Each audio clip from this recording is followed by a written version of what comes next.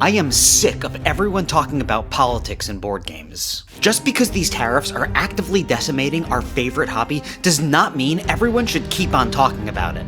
I want the board game groups I'm in to be an escape from politics, and because that's the way I feel, it should also be the way you feel. This is an inclusive hobby, and everyone should feel welcome in these spaces, but talking about the tariffs makes Trump supporters like me feel very bad. Just because we willingly played a role in harming the companies we claim to support does not mean we should have to feel bad about it. Only everyone else should have to feel bad about it. Besides, this will ultimately be a good thing. Chinese factories use child slave labor to make board games, and these tariffs will put an end to that. And yes, I know that tons of board game publishers have detailed their first-hand experiences in these factories, and said that in the factories they use, there is no child slave labor. But how do I know I can trust them? Instead, I'm just going to trust something I heard years ago from an unreliable source.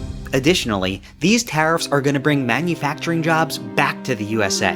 Most Americans I know want to work in factories, and since the cost of living here is exactly the same as it is in China, they'd be willing to do it for the same pay as Chinese factory workers, which means the cost of board games wouldn't even go up.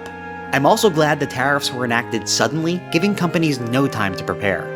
For example, Cephalofair Games currently has $1.2 million worth of Gloomhaven games stuck overseas. When they put in their original manufacturing order, they were anticipating 0% tariffs, but now they'd have to pay millions of dollars just to bring those games into the US. If the government had given them time to prepare, they might have been able to figure out how to adapt and remain profitable.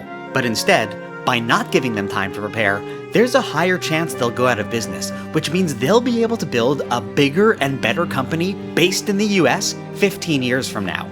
All in all, I hope this has convinced you to stop talking about politics in board games.